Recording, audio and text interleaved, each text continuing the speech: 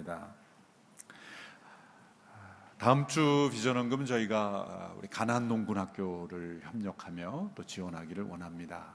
김용기 장로님의 그 귀한 신앙과 또 헌신의 그 맥을 이어가고 있는 귀한 사역 우리 함께 또 협력하면서 그 이어갈 수 있게 되기를 바랍니다.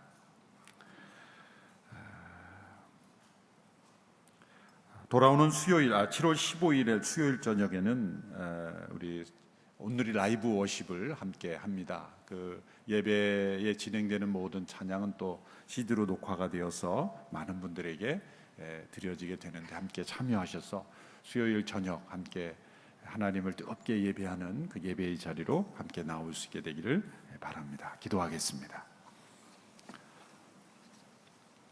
하나님 아버지 감사합니다. 오늘도 주의 거룩한 성찬을 통해서 은혜의 자리, 천상의 축복의 자리로 나올 수 있게 하신 것 감사합니다.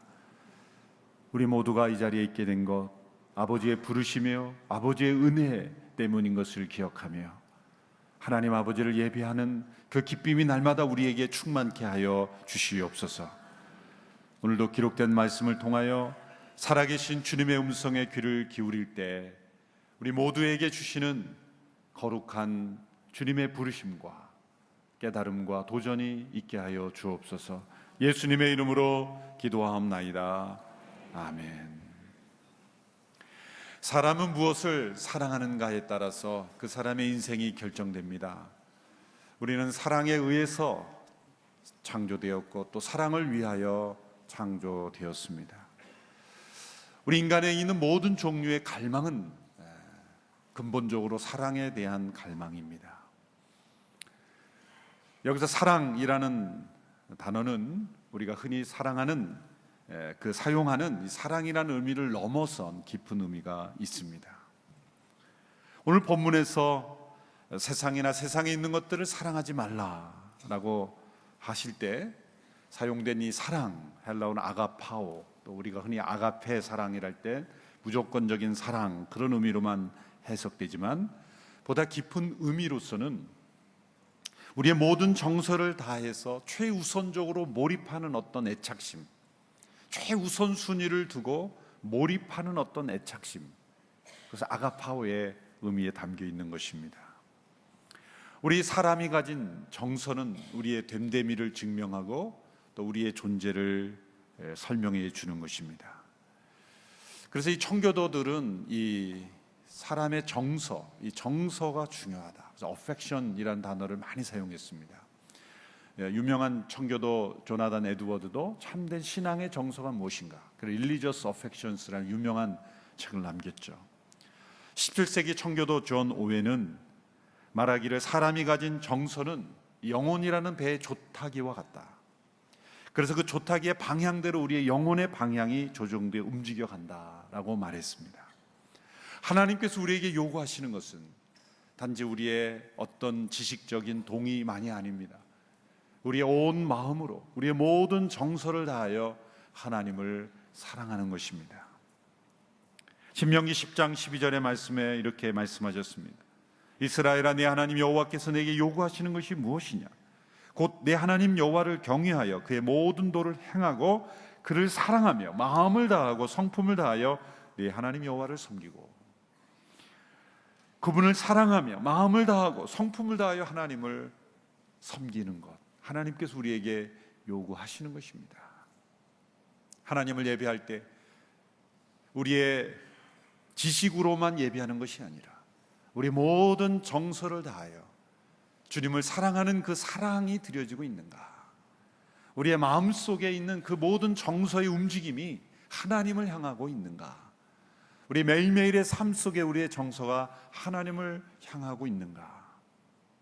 그런데 사탄도 세상을 통해서 우리의 정서를 사로잡으려고 합니다. 힘을 다하여 우리들의 마음의 정서를 자신을 향하여, 그래서 세상을 향하여 나아가도록 우리를 이끌고 있습니다.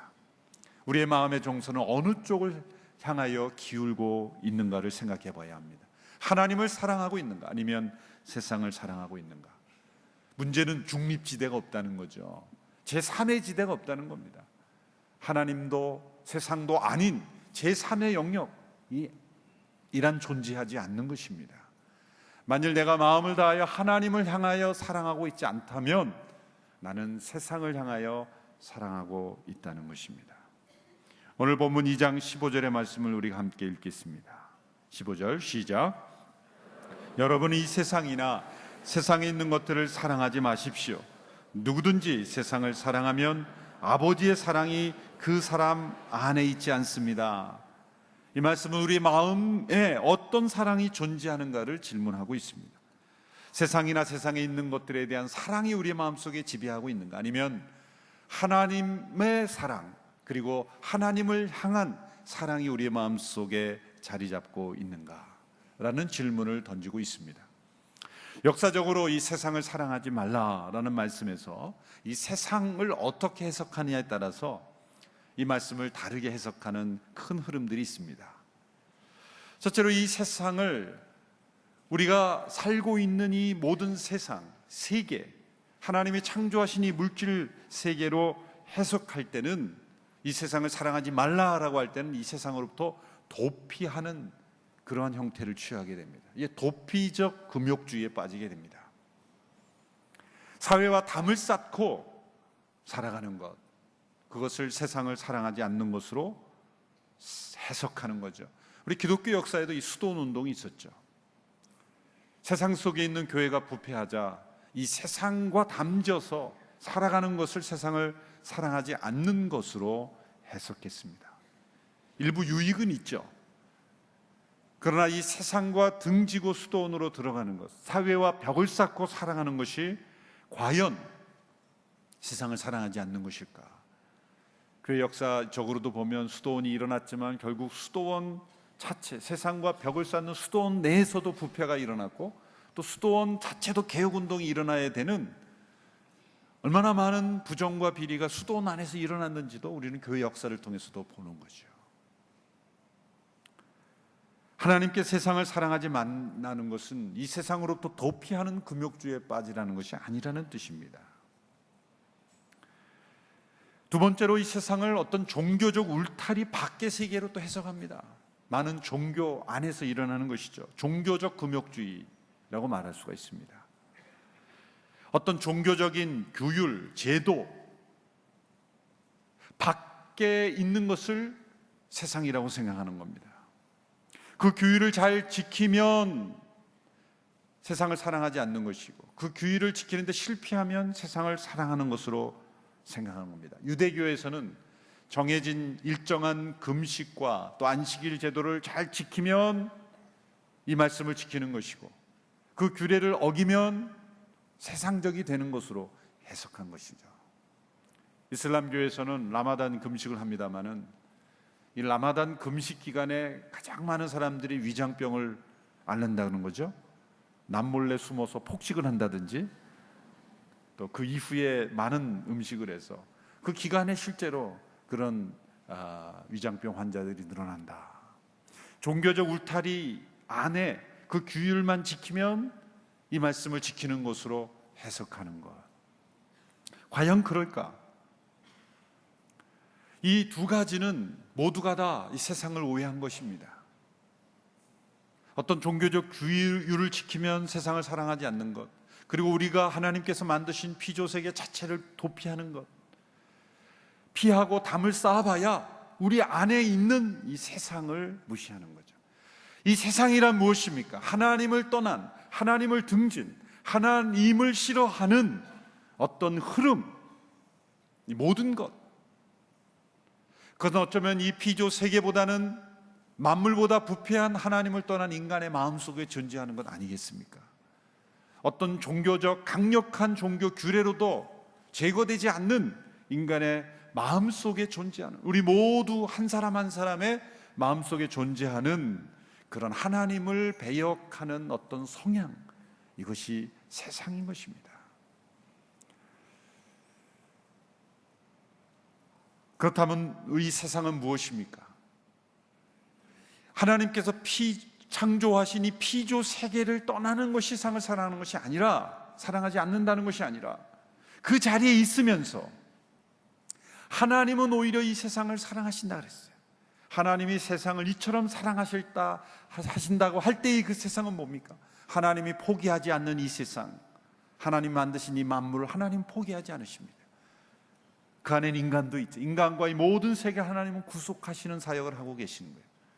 하나님이 창조하시고 하나님이 사랑하신 이 세상을 사랑하면서, 그러나 우리 안에 있는 하나님을 떠난 모든 이 성향과 이 반역의 흐름들을 거절하는 것, 이것이 바로 세상을 사랑하지 않는다는 것입니다.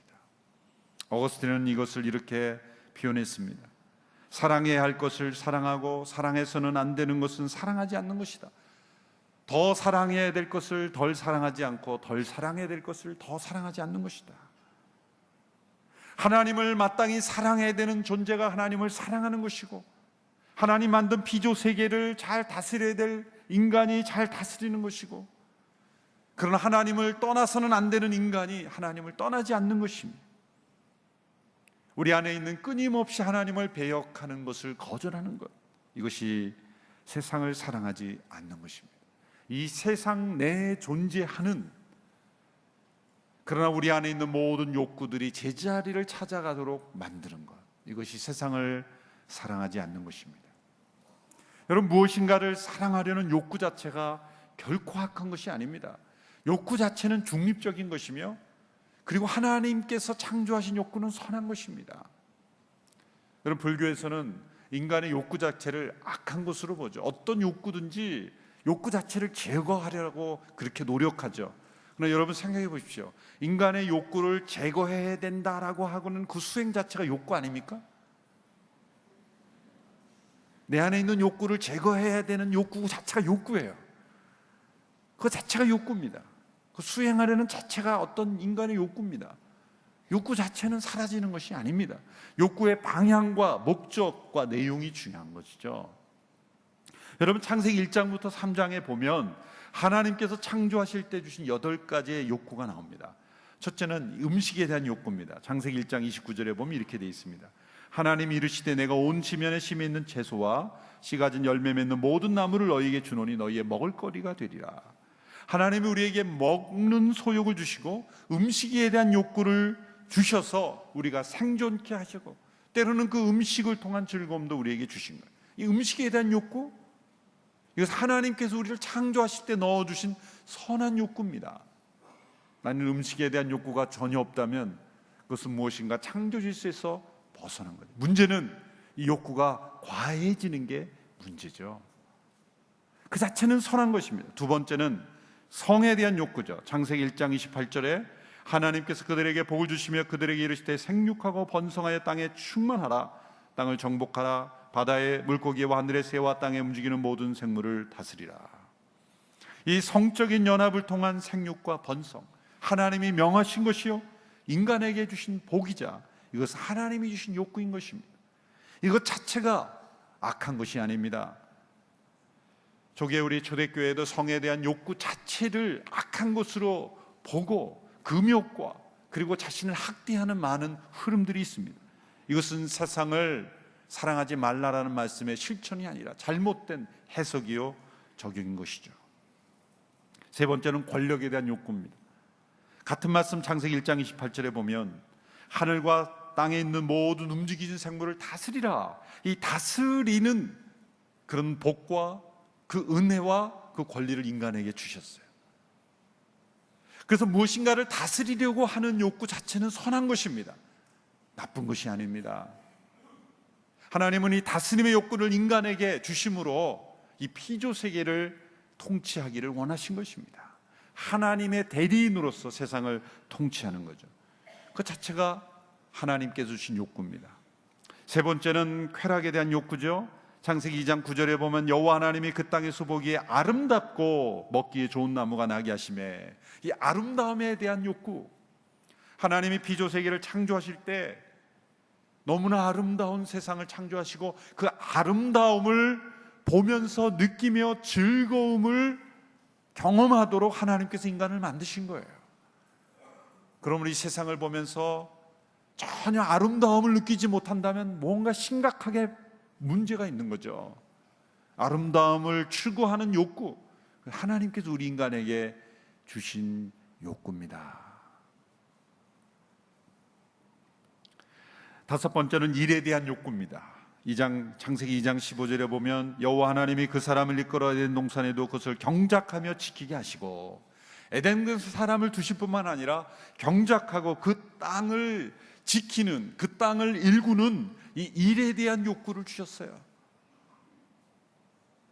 무엇인가 일하고자 하는 욕구, 하나님이 우리 인간에게 주신 선천적인 욕구입니다. 여섯 번째, 다른 사람과의 교제에 대한 욕구입니다. 2장 28절, 창세기 2장 18절에 보면 여호와 하나님이 이르시되 사람이 혼자 사는 것이 좋지 아니하니 내가 그를 위하여 돕는 배필을 지리라. 이렇게 돕는 배필, 다른 사람과 교제하는 사회적 인간으로 인간을 창조하신 거예요. 누군가를 사랑하고 사랑받고 함께 교제하며 소속감을 느끼고 싶은 마음, 이 소속감에 대한 욕구, 교제에 대한 욕구, 하나님이 인간에게 주신 욕구입니다.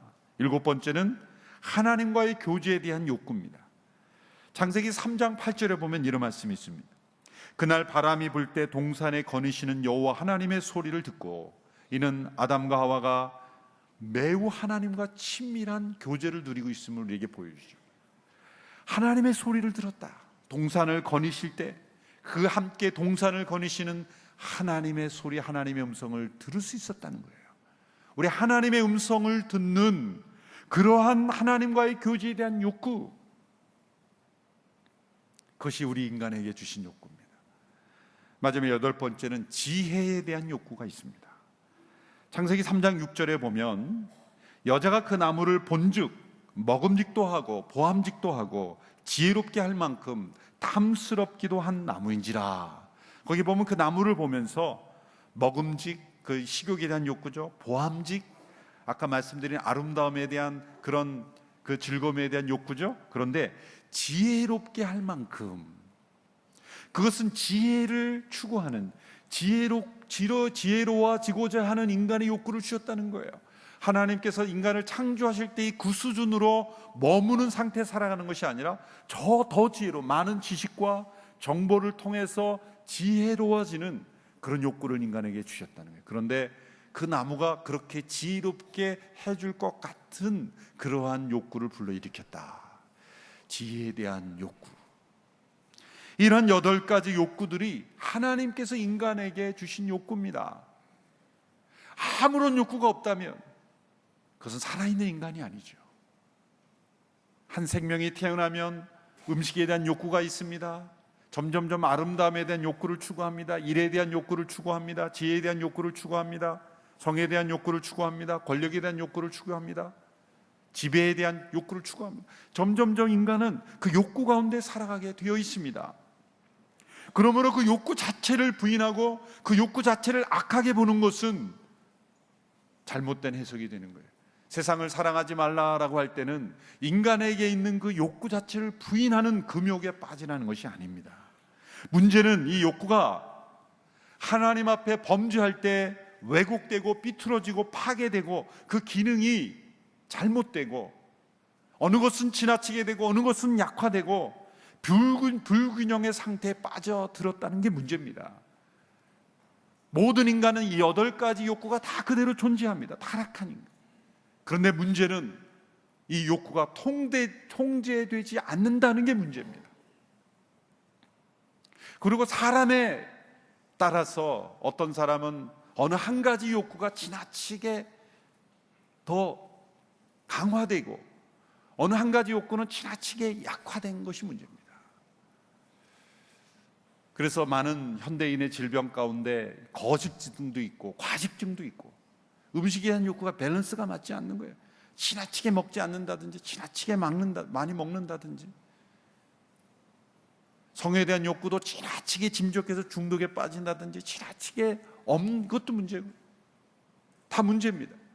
누군가를 지배하려는 권력의 욕에 집착하는 것도 문제고, 그러나 어떤 위치가 주어져도 다스리지 않는 것도 문제입니다. 가정을 다스리려는 욕구가 없어요. 관심이 없어요. 가족이 어떻게 사는지 아무런 다스림에 대한 욕구가 없는 그 문제죠. 자녀가 어떻게 사는지 거기에 대한 방향도 제시해 주지 않고 나는 권력욕이 없어, 그렇게 말한 게, 그때는 욕구가 없는 게 더 문제예요. 적극적으로 그 다스림의 권위를 사용해서 가정을 이끌고 가야 되고, 자기에게 주어진 그 공동체 영역에 있어서 자기의 직위에 따라서 그 다스림의 권위를 사용해서 적극적인 책임을 가져야 되는 거예요. 그러나 책임 없이 그 아무런 소욕이 없는 것도 문제고, 지나친 과욕으로 자기 마음대로 하려는 그 권력욕도 문제인 거예요.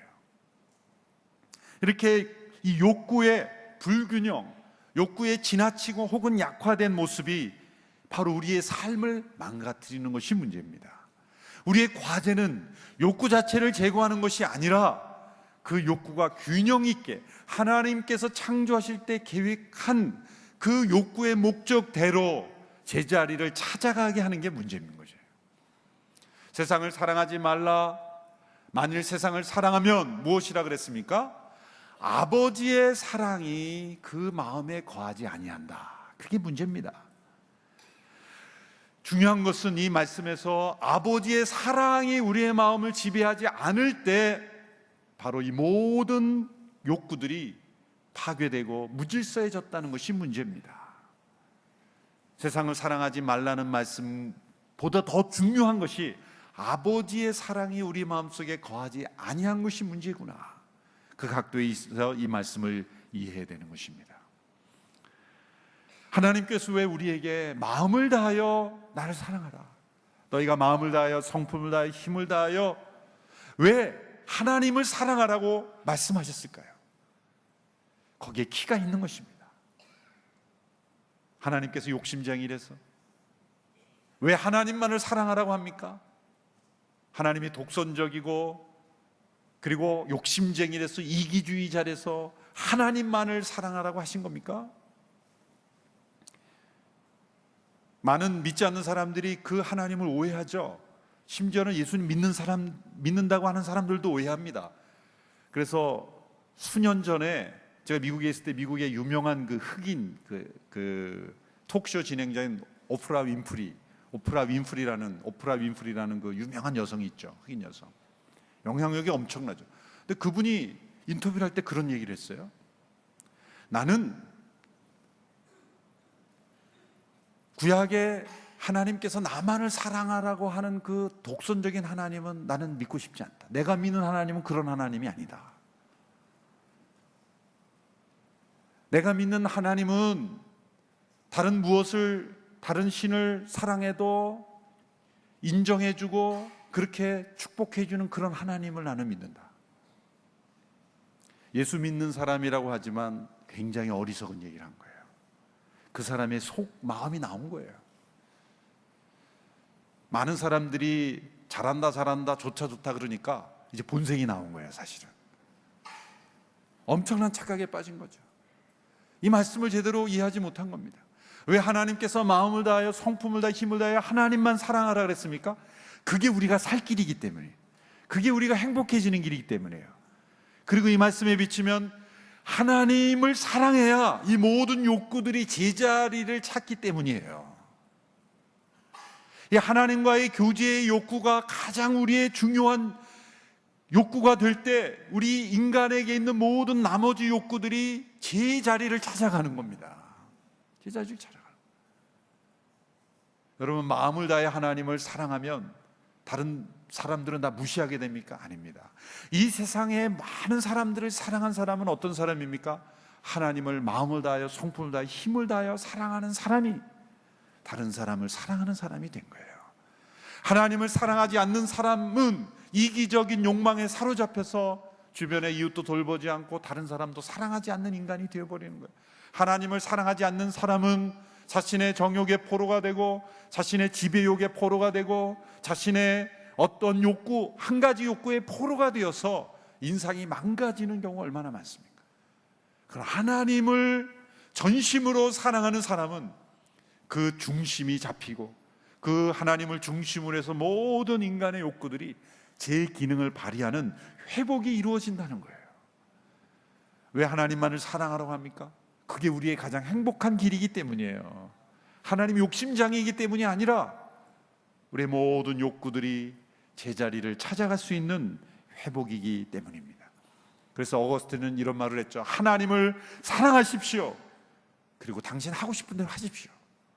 그게 무슨 말입니까? 하나님을 사랑하는 사람은 그의 중심이 잡혔기 때문에 그의 모든 욕구들이 다 제 기능을 질서 있게 움직여야 되기 때문에 하고 싶은 대로 해도 된다는 거예요. 그런데 하나님을 사랑하지 않는 사람은 하고 싶은 대로 하면은 사고 나고 문제가 생기는 거예요. 우리가 무엇인가를 해야 되냐 말아야 되냐 그것을 먼저 판단하기 전에 내가 지금 하나님을 사랑하고 있는가를 먼저 생각하세요. 하나님을 사랑하고 있다면 하고 싶은 대로 하십시오. 아무 문제 없습니다. 하나님이 기뻐하시는 일을 하고 있을 것이기 때문이에요. 우리 모든 욕구들이 하나님을 영화롭게 하는 일에 사용되고 있기 때문이에요. 하나님을 사랑하는 마음이 있다면 그 사람은 많은 사람을 통치하는 위치에 두어도 권력욕에 치우치지 않습니다. 그 권력에 대한 욕구가 도리어 섬김의 욕구로 변화되기 때문이에요. 하나님을 사랑한다면 음식에 대한 욕구, 성에 대한 욕구, 일에 대한 욕구도 다 컨트롤이 돼요. 하나님을 사랑하면 일에 과욕을 부리지 않습니다. 하나님을 사랑하지 않기 때문에 일에 대한 지나친 집착을 가져서 일 중독에 빠지고 물질의 포로가 되고 노예가 되는 거예요. 안식을 누리지 못하는 거예요. 하나님을 사랑하십시오. 그리고 하고 싶은 대로 하십시오. 어거스틴의 지혜로운 권면입니다. 2장 16절에서는 우리의 이 타락한 망가진 욕구들을 세 가지로 요약해줘. 16절의 말씀 우리 같이 한번 읽어볼까요? 시작. 이는 세상에 있는 모든 것들 곧 육신의 정욕과 안목의 정욕과 세상살이의 자랑은 아버지에게서 온 것이 아니라 세상으로부터 온 것이기 때문입니다. 육신의 정욕, 우리 몸 안에서 육체 가운데 일하는 모든 그런 욕구들이죠. 음식에 대한 욕구, 성에 대한 욕구, 몸 안에서부터 요구되는 모든 욕구가 포함됩니다. 둘째는 안목의 정욕입니다. 이것은 아름다움을 보며 만족하려는 이 쾌락에 대한 욕구가 해당될 수 있습니다. 눈으로부터 비롯되는 모든 욕구 다 포함되는 것입니다. 세 번째는 이생의 자랑, 여기에는 권력에 대한 욕구, 일에 대한 욕구, 지혜에 대한 욕구, 다른 사람에 대한 교제에 대한 욕구가 해당됩니다. 이 욕구가 사실 질서 있게 표현된 겁니다. 육신의 정욕, 안목의 정욕, 이생의 자랑. 그런데 이 세 가지 영역 중에서 가장 좋지 못한 것은 무엇인가? 가장 안 좋은 영향을 미치는 것, 모두가 다 안 좋은 영향을 미치지만 마틴 노이즈 존스 목사님은 세 번째 영역이다. 그 8가지 영역을 구분해 보면 가장 많은 거예요. 권력, 일, 지혜, 다른 사람에 대한 교제에 대한 욕구. 왜 그렇습니까? 사실 우리는 영적인 죄보다 육적인 죄를 더 나쁜 것으로 가르치죠. 죄는 다 죄지만 영적인 죄보다 육적인 죄가 나타나고 표현되고 그러기 때문에 더 나쁜 것으로 여기지만 사실은 이 마틴 노이즈 목사님은 영적인 세계로 갈수록 죄는 더 교묘해지고 더 영향력이 크다. 그래서 더 나쁜 것이다.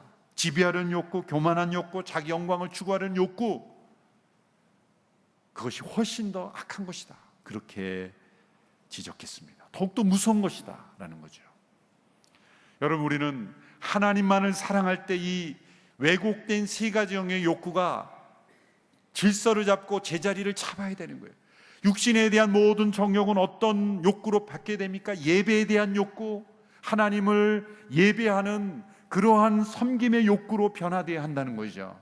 안목의 정욕은 절제의 미덕으로 변화되어야 되는 겁니다. 이생의 사랑은 다른 영혼을 섬기는 사랑으로 그 욕구가 변화되어야 되는 것입니다.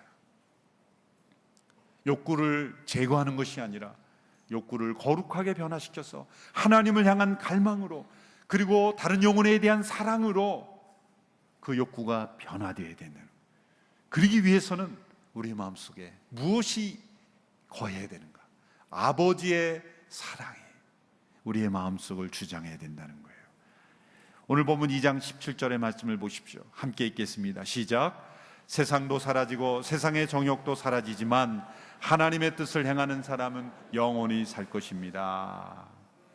이 세상과 함께 사라져버리고 우리의 죽음과 함께 사라져버릴 욕구들에 집착하지 않으려면 아버지의 영원한 사랑, 아버지의 그 임재하심이 우리를 주장해야 한다는 겁니다. 그래서 우리의 마음속에 가장 중요한, 가장 갈망하는 욕구가 무엇이어야 됩니까? 아버지의 사랑에 대한 욕구. 그 욕구가 우리를 주장해야 될 줄 믿습니다. 시편 곳곳에 보면은 이 아버지의 사랑에 대한 욕구로 갈급해하는 영혼들의 고백을 들을 수 있지 않습니까? 이 고백이 우리의 고백이 될 수 있게 되기를 바랍니다. 시편 63편 1절 우리 같이 읽습니다. 시작. 오 하나님이여, 주는 내 하나님이시니 내가 주를 간절하게 찾습니다. 물이 없어 메마르고 지친 땅에서 내 영혼이 주를 목말라 하며 내 육체가 주를 간절히 바랍니다. 42편 1절 시작. 오 하나님이여, 사슴이 목이 말라 헐떡거리며 시냇물을 찾듯이 내 영혼이 목이 말라 주를 찾습니다. 이렇게 시편 기자처럼 아버지의 임재, 하나님에 대한 목마름, 그 욕구가, 그 갈망이 간절하면 사람이 망가질까요? 아닙니다. 이 욕구가 충만할 때 주님은 약속하셨습니다. 의에 줄이고 목마른 자는 배가 부를 것이요, 이 하나님의 임재로 배부른 자는 다른 욕구가 제자리를 찾아다게 됩니다. 여러분, 희한한 게요, 성령 충만하면 음식에 대한 욕구도 별로 이렇게 통제 잘 됩니다. 모든 이 인간의 욕구가 아버지의 사랑이 우리 가운데 주장한다면 모든 욕구가 지나치지 않게 됩니다. 적절하게 기능을 하게 됩니다. 아버지의 사랑이 내 안에 흘러넘쳐야 돼요. 육신의 아버지에 대한 사랑을 받지 못한 사람은 그 사랑에 대한 욕구를 다른 것으로 자꾸 채우려고 하죠. 다른 사람과의 교제의 욕구가 채워지지 않으면 그걸 또 다른 욕구로 채워지게 되는 거예요. 다 한 욕구가 부족하면 다른 욕구로 또 다른 것을 채우게 되는 거예요. 그런데 이 모든 욕구를 채워주고 정상적으로 회복시켜 주시는 것은 바로 아버지 하나님으로부터는 욕구입니다. 변함없으신 그 아버지의 사랑, 영원하신 아버지의 사랑, 자기 아들을 아끼지 아니하시고 우리에게 내어주신 그 아버지 하나님의 사랑이 우리의 마음속에 가득 채울 때, 그 아버지의 사랑을 갈구할 때, 놀랍게도 우리 인생을 망가뜨린 욕구는 제 기능을 회복하고 제자리를 찾아가는 놀라운 역사를 우리는 경험할 수 있습니다. 요동치던 욕구들이 다 잠잠해지게 되는 것입니다. 그래서 하나님께서 세상을 사랑하지 말라, 그리고 아버지 하나님 사랑하라, 그렇게 말씀하신 것입니다. 아버지 하나님에 대한 그 사랑으로 갈망하면 그 갈망은 소망이 되고 능력이 되고 우리를 변화시켜 주시는 하나님의 역사를 이루실 줄로 믿습니다. 우리 아버지 하나님을 갈망하고 더욱 사랑하는 우리 모두가 되기를 바랍니다. 그래서 이 세상을 바르게 사랑하는 우리 모두가 되기를 주님의 이름으로 축복합니다. 우리가 이 찬송을 함께 부르며 마무리하기를 원합니다. 아버지의 사랑을 노래하는 찬양인데요, 그 사랑, 날 위해 죽으신 그 사랑, 영원하신 그 사랑이 우리의 마음에 충만하게 되기를 원합니다. 눈을 감고 우리가 이 찬양을 함께 부르기를 원합니다. 제가 가사를 함께 불러드릴 텐데, 아버지의 사랑이 내 마음을 주장하기를 원합니다. 그 사랑에 갈급한 영혼이 되기를 원합니다. 아버지 사랑 내가 노래해. 함께 찬양하겠습니다. 아버지 은혜 내가 노래해. 아버지 은혜 내가 노래해. 그 사랑 변함없으신, 그 사랑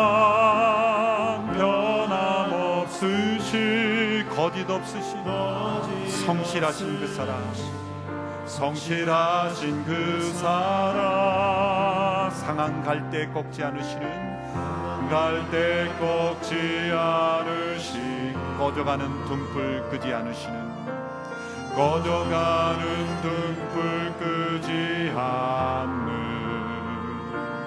그 사랑, 변함없으신,